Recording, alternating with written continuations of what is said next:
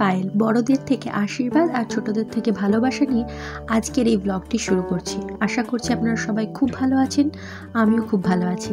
আজকের এই ব্লগটি আমার কাছে খুব গুরুত্বপূর্ণ, তার কারণ আজ শ্রাবণ মাসের প্রথম সোমবার, আর আমি আমার বাবা আর মায়ের সাথে যাচ্ছি বহরমপুর তথা মুর্শিদাবাদের অন্যতম বিখ্যাত 3টি শিব মন্দিরে বাবার মাথায় জল দিতে। আমি আর আমার মা দুজনেই বাড়ি থেকে স্নান সেরে এসেছি, কিন্তু বাবা গঙ্গায় স্নান সেরে গঙ্গা জল নিয়ে যাচ্ছে। এখন সকাল প্রায় 6টা মতন বাজে, আর আমরা চলেছি বাবার মাথায় জল দিতে। প্রথমে ঠিক হয়েছিল যে এক দিন এক মন্দিরে যাব প্রতিটা সোমবারে, কিন্তু বাবাই বলল যে একদিনেই সমস্ত মন্দির সেরে প্রথম সোমবারেই আমরা সমস্ত মন্দিরে বাবার মাথায় জল দেব। আমার বাবা টানা 7 বছর ধরে শ্রাবণ মাসে বাবার মাথায় জল ঢালতে যেতেন দেওঘরে, বাঁক কাঁধে নিয়ে পায়ে হেঁটে। তাই এবছর বাবা গঙ্গা স্নান সেরে এসেছে এই মন্দিরে। আমরা কথা বলতে বলতে দয়ানগর নবরত্ন মন্দিরে চলে এসেছি। একদম রাস্তার উপরেই মন্দিরটা। এখন চলেছি মন্দিরের ভিতরের দিকে। আর এটা হচ্ছে দয়ানগর, একদম যেটা খাগড়া থেকে কাশিমবাজার যাওয়ার রাস্তা, ঠিক তার রাস্তার উপরেই পড়বে দয়ানগর নবরত্ন মন্দির। এই মন্দিরটির নাম নবরত্ন, তার কারণ 3 তিরিকে 9টি মন্দির পাশাপাশি রয়েছে। সামনে থেকে দেখে মনে হয় যে 3টে মন্দির, কিন্তু 3টে মন্দিরের পেছনেও আরও 2টি করে মন্দির রয়েছে। মোট 9টি মন্দিরের চূড়া রয়েছে। আর এই যে সমস্ত পেন্টিংগুলো দেখছেন, এগুলো রিসেন্ট করা হয়েছে। আমি দয়ানগরের এই মন্দিরটাতে অনেক ছোটতে এসেছি। এই মন্দিরের সামনে দিয়ে এখন বলতে গেলে প্রায় 1 বছর ধরে এই রাস্তা দিয়েই যাওয়া আসা করি, কিন্তু কখনোই এই মন্দিরের ভিতরে আসা হয়ে ওঠেনি। তাই এবছর এই যে শ্রাবণ মাসের সোমবারে প্রথমেই ভেবেছি এই বাবার মাথায় জল দেব এবং এই মন্দিরটাকেও আপনাদের সাথে শেয়ার করব। এই মন্দিরটি হচ্ছে অনেক প্রাচীন একটি মন্দির, যেটা সংস্কার চলছে, একটু একটু করে সেজে উঠছে মন্দিরটি। অনেকেই জানেন না, বহরমপুরের বাইরে যারা থাকেন তারা হয়তো জানেন না এই মন্দিরটি সম্পর্কে, কিন্তু এই মন্দিরটিও কিন্তু অনেক প্রাচীন একটি মন্দির। এই নবরত্ন মন্দিরের একদম মধ্যস্থলে রয়েছে এই শিবলিঙ্গটি, আর এর চূড়াকেই কেন্দ্র করে রয়েছে আরও 8টি চূড়া পাশাপাশি পরপর। এখন বাবা মা বাবার মাথায় জল দেবে, আর আমি একটু দাঁড়িয়ে আছি, ওদের হলে তবে আমি দেব। যখন আমরা একটু ছোট ছিলাম তখন শ্রাবণ মাসের মাহাত্ম্য কি এসব কিছুই বুঝতাম না। আমাদের কাছে শ্রাবণ মাস ছিল, পুরো মাসটা ছিল নিরামিষ খাওয়া, আর বাবা যেত দেওঘরে। বাবা দেওঘর থেকে ফিরে এলে হরেক রকমের কাচের চুড়ি, দেওঘরের প্যাড়া, এইসবই ছিল আমাদের কাছে শ্রাবণ মাসের মাহাত্ম্য। কিন্তু যখন একটু একটু করে বড় হতে শিখলাম, বড় হলাম, তখন বুঝলাম যে শ্রাবণ মাস আসলে কি। হয়তোবা এখনো বুঝতে পারিনি, তবে একটু একটু জানি যে এই শ্রাবণ মাসই হলো বাবার জন্ম মাস। আর এই শ্রাবণ মাসেই মা পার্বতী বাবাকে পাওয়ার জন্য তপস্যা করেছিলেন। এই যে সবুজ রঙের শাড়ি গহনা মেয়েরা পরে, তার কারণ কিন্তু মা পার্বতী যখন ভোলা বাবাকে পাওয়ার জন্য তপস্যা করেছিলেন, তখন চারিদিকে সবুজে ঘেরা অঞ্চলে বসে তিনি সবুজ রঙের শাড়ি এবং সবুজ রঙের গহনা পরেই বাবাকে পাওয়ার জন্য তপস্যা করেছিলেন। আর সেই কারণেই মেয়েরা সবুজ রঙের শাড়ি, চুড়ি এসব পরে। এখন বুঝতে পারি। আর বাবার জন্মমাস সেহেতু প্রতিটা ভক্তের কাছে এটা সব থেকে প্রিয় মাস। তার কারণ এই ধরুন, আমাদের যে প্রিয় মানুষটি, তার জন্মমাস বা জন্মদিন যেমন আমাদের কাছে প্রিয়, ঠিক তেমনই ভোলা বাবাও কিন্তু আমাদের সবার প্রিয়, সবার বাবা। সেই জন্য এই মাসটা আমাদের মতন ভক্তদের কাছে খুব প্রিয়। এবার চলুন মন্দিরটা আপনাদেরকে সবাইকে ঘুরিয়ে দেখাই।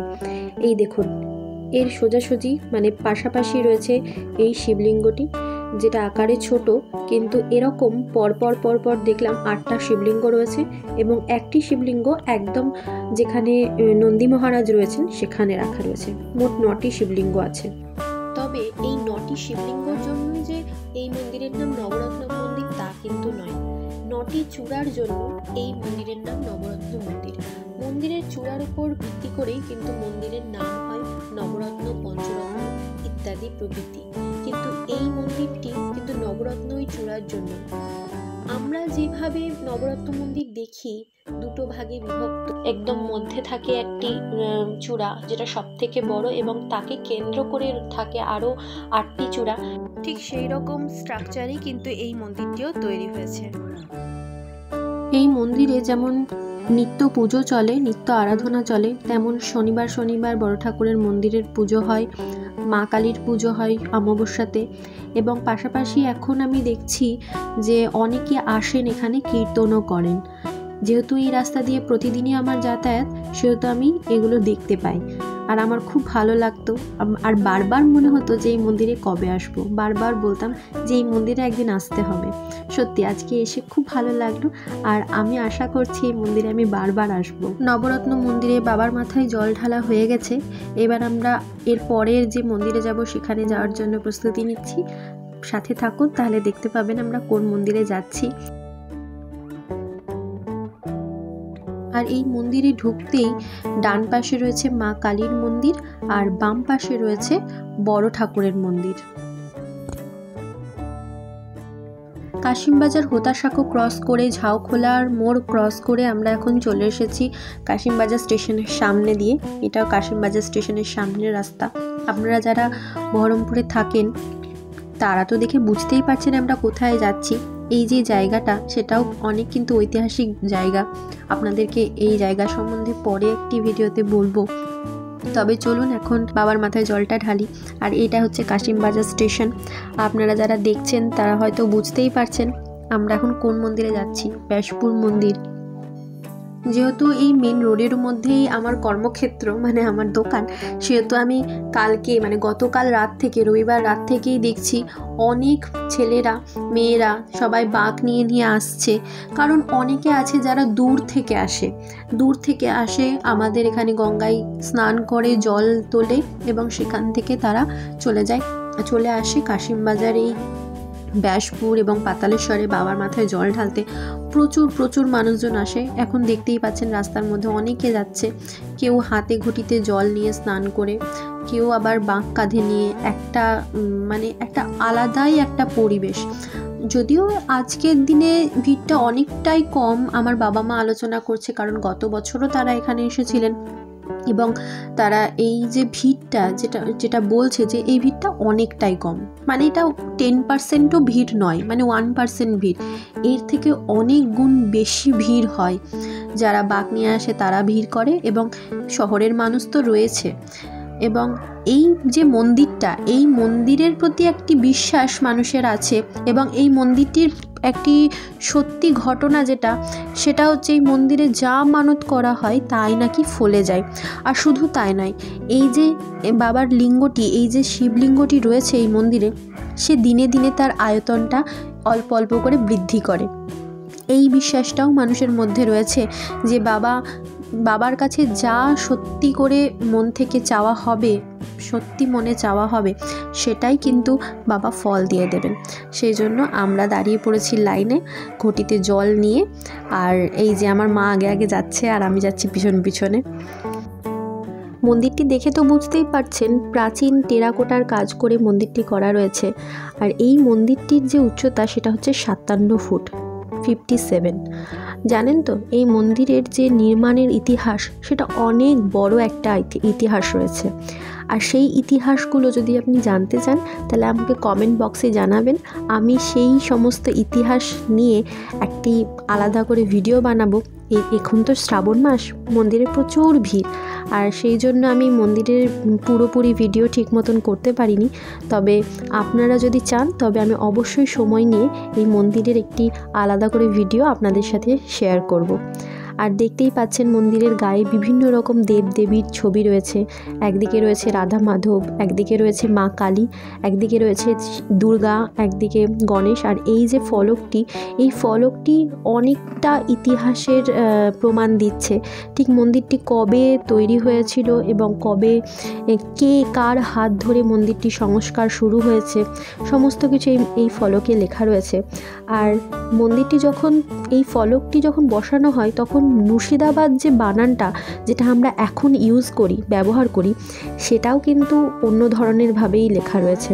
জানেন তো, মন্দিরের এই যে পুরনো পুরনো প্রাচীন প্রাচীন যে মন্দিরগুলো, এর গায়ে যে সমস্ত ছবি আঁকা হয়, যে সমস্ত জিনিস আঁকা হয়, সেগুলো কিন্তু এক একটা সময়ের বর্ণনা দেয়। ঠিক যেমন বাড়িঘর দেখে বোঝা যায় ঠিক কত বছরের পুরনো, ঠিক মন্দির দেখেও তাই বোঝা যায়। আর এই যে শিবলিঙ্গটি দেখছেন, এটি পুরোপুরি কোষ্টি পাথরের তৈরি। এর যে লম্বাটা হচ্ছে 5 ফুট। এই শিবলিঙ্গটি নাকি দিনে দিনে তার আকার বৃদ্ধি করছেন। অনেক ছোট থেকে এই মন্দিরে আসা যাওয়া, জানেন তো। আর তখন আসতাম পদ্মা মা, নিয়তি মায়ের সাথে। আর তারা যখন আমাকে এই মন্দিরে আনতেন, তখন কিন্তু অনেক অনেক ইতিহাস আমার সাথে শেয়ার করেছেন, বিশেষ করে পদ্মা মা।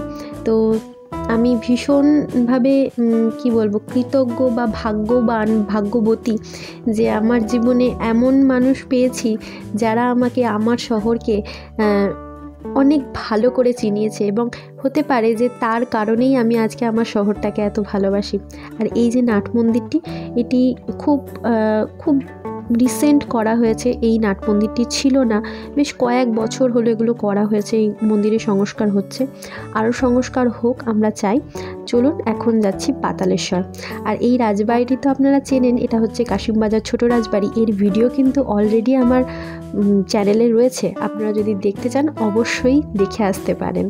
খুব সুন্দর এই রাজবাড়িটি, আর এই রাজবাড়ির যে ইতিহাস সেটাও কিন্তু আমি ওই ভিডিওতে শেয়ার করেছি আপনাদের সাথে।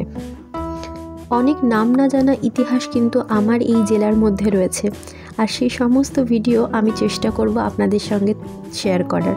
তার জন্য আমার চ্যানেলটিকে সাবস্ক্রাইব করবেন, আর আমার চ্যানেলের ভিডিওগুলো আপনাদের কেমন লাগছে সেটা কিন্তু অবশ্যই কমেন্ট করে জানাবেন। আর আমরা এখন কোথায় এসেছি আর বলে বোঝাতে হবে না, দেখে বুঝতেই পারছেন পাতালেশ্বর মন্দিরে এসেছি। এই পাতালেশ্বর মন্দিরের ভিডিও কিন্তু আমি এর আগেও আপনাদের সাথে শেয়ার করেছি, তবে শ্রাবণ মাসে তার রূপটা ঠিক কীরকম হয় সেটা কিন্তু এই ভিডিওতেই দেখতে পাবেন। এখানেও অনেক বাঁক নিয়ে মানুষ আসে, যারা ব্যাসপুরে আসে তারা পাতালেশ্বরেও আসে, কারণ ব্যাসপুর এবং পাতালেশ্বরের মধ্যে যে দূরত্বটা খুবই অল্প। আর কাশিমবাজার স্টেশন থেকেই কিন্তু খুব সহজেই এখানে যাওয়া আসা করা যায়। দেখুন কত সুন্দর করে বাঁকগুলোকে সাজিয়েছে এনারা, আর এত সুন্দর লাগছিল না, চারিদিকে সবাই বাঁক নিয়ে জায়গায় জায়গায় বসে আছে, তারা বিশ্রাম নিচ্ছে। কারণ আগেই বলেছি, যারা শহরের মধ্যেকার মানুষ তারা তো আসেনি, শহরের বাইরে থেকে প্রচুর প্রচুর ভক্ত আসে, আর তারা এখানে এসে আমার মনে হয় তারা অনেক তৃপ্তি পান, অনেক শান্তি পান। সেই জন্যই হয়তো তারা বারবার এই বাবার টানে চলে আসে। আর পাতালেশ্বর নামটা শুনে তো বুঝতেই পারছেন, অনেকটা নিচুতে শিবের লিঙ্গটা স্থাপন করা রয়েছে। অবশ্যই এই যে লিঙ্গটা, সেটা স্থাপিত লিঙ্গ নয়, এটা জ্যোতির্লিঙ্গ, যেটা আপনা থেকেই নিজে ভূগর্ভ থেকে উঠে এসেছেন। তাই এটি মুর্শিদাবাদের একমাত্র জ্যোতির্লিঙ্গ। এটা হচ্ছে আমাদের এই পাতালেশ্বরের শিব বাবা, তাই নাকি কিন্তু স্বয়ম্ভু জ্যোতির্লিঙ্গও বলা হয়। আমি একটা কথা বারবার আপনাদের বলি, আর বারবার আমিও বিশ্বাস করি, যে ভগবান চাইলে সব কিছু হয়। ভগবান যেমন ভক্ত ছাড়া অসম্পূর্ণ, তেমন ভক্ত কিন্তু ভগবান ছাড়া অসম্পূর্ণ। ঠিক তেমনই আজকে যদি ভগবান না চাইতেন যে আমি এখানে আসব আর বাবার মাথায় জল দেব, শ্রাবণ মাসের প্রথম সোমবারেই বাবাকে দর্শন করব একদম সকালবেলায় ঘুম থেকে উঠেই, এইটা কিন্তু অনেক বড় পাওনা। আর জানেন তো, পাতালেশ্বর মন্দিরের শুধুমাত্র একটি জ্যোতির্লিঙ্গ কিন্তু বরাবর ছিল না, এর পাশাপাশি প্রচুর জ্যোতির্লিঙ্গ ছিল, কিন্তু এখন সেগুলো বর্তমানে নেই, শুধুমাত্র একটি এই লিঙ্গটিই বর্তমান। আমাদের তো বাবার মাথায় জল দেওয়া হয়ে গেছে, চলুন এবার মন্দিরের চারিপাশের যে পরিবেশটা সেটাকে কীরকম লাগছে সেটা একবার দেখে আসি। আর একবার মন্দিরটাকেও প্রদক্ষিণ করে নিই। প্রতিটা মন্দিরেই আমি একবার করে প্রদক্ষিণ করেছি, এই মন্দিরটাই বা বাদ যায় কেন। জানেন তো, প্রদক্ষিণ করতে করতে ভিতরের দিকে গিয়ে দেখি, মানে পেছন দিকে গিয়ে দেখি অনেকে একসাথে এখানে কীর্তন করছেন। রাধা মাধবের একটি পট নিয়ে এবং একটি হরি গাছ নিয়ে তারা এখানে বসে বসে কীর্তন করছেন।